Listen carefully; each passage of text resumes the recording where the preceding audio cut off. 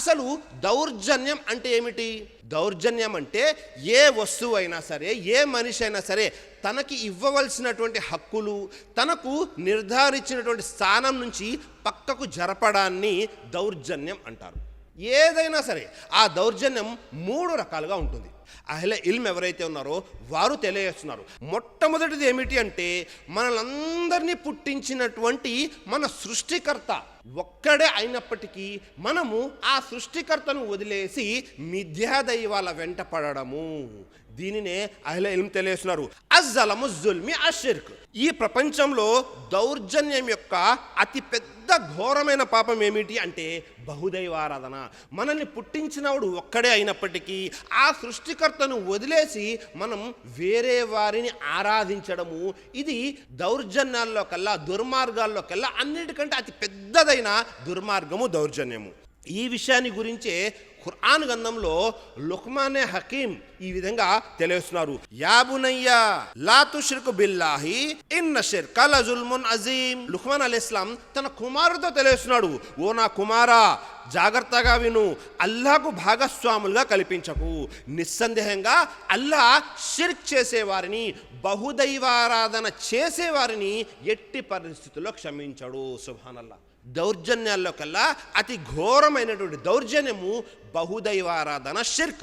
మనం మన నిజ సృష్టికర్త అయినటువంటి అల్లాహను వదిలేసి మిథ్యా దైవాలను ఆరాధించడం, ఇది మొదటిది. దౌర్జన్యం యొక్క రెండవ రకము, మనము అల్లాహ్ యొక్క సృష్టి రాశులపై దౌర్జన్యం చేయడం. ఈ మానవులు ఎవరైతే ఉన్నారో తన తోటి మానవుల్ని లేదా సృష్టి రాశులపై చేసేటటువంటి దౌర్జన్యము, తోటి మానవులపై దౌర్జన్యం చేయడము, అలాగే సృష్టి రాశులు ఏవైతే ఉన్నాయో పశుపక్షాదులు, లేకపోతే జంతువులు లేదా ఇతరితర వాటన్నిటిపై దౌర్జన్యం చేయటం కూడా దౌర్జన్యం కిందకే వస్తుంది. ఇది రెండవ రకం. మూడవ రకమైన దౌర్జన్యం ఏమిటి?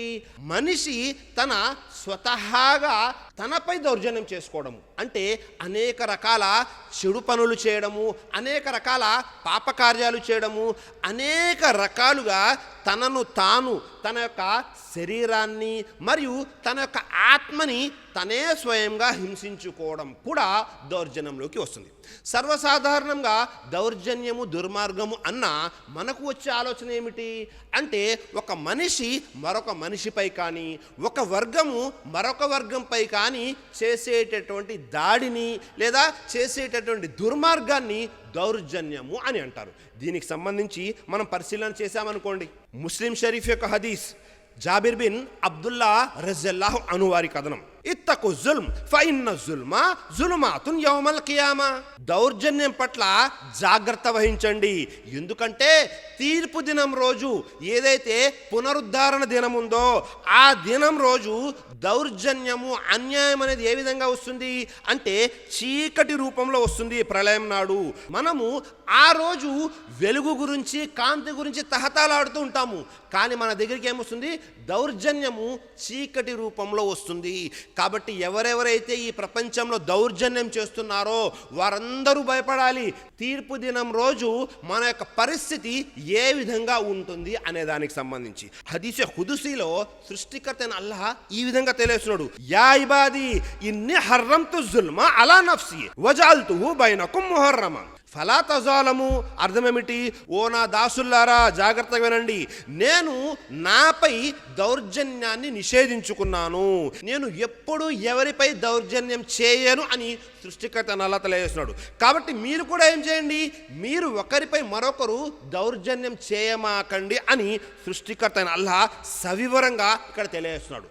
కాబట్టి సృష్టికర్త అయిన అల్లాహ్ తనపై తానే దౌర్జన్యాన్ని నిషేధించుకున్నాడు. మరి మనము అన్ని బుద్ధి వివేకాలు ఉండి, మంచేమిటి చెడేమిటి అన్ని విషయాలు తెలిసి ఉండి ఒకవేళ మనము వేరే వారిపై దౌర్జన్యం చేశాము అంటే అల్లాహు అక్బర్, అది చాలా పెద్ద ఘోరమైన పాపము. కేవలము మనుషుల మధ్య మాత్రమే కాదు, ఒకవేళ జంతువులు కూడా ఒకరిపై మరొకరు దౌర్జన్యం చేస్తే దానికి కూడా ఉంటుంది. మానవులైనటువంటి మనకు మంచి చెడు అలాగే స్వర్గ నరకాలు అనేవి ఉన్నాయి, జంతువులకి ఇవేమీ లేవు. కానీ హదీసులో వచ్చిన విషయం ఏమిటో తెలుసా? ఎక్కడైతే ఎప్పుడైతే కొమ్ములు ఉన్నటువంటి ఒక గొర్రె కొమ్ములు లేనటువంటి మరొక గొర్రెను ఢీ కొట్టినట్లయితే దాని కారణంగా దానికి నష్టం చేకూరితే తీర్పు దినం రోజు అల్లా ఏం చేస్తాడో తెలుసా? ఏ గొర్రెకైతే కొమ్ములు లేవో ఆ గొర్రెకు కొమ్ములు ఇచ్చి ఏ గొర్రె అయితే కొట్టిందో దాన్ని దీంతో కొట్టించడం జరుగుతుంది. సోదరులారా, అల్లాహు అక్బర్.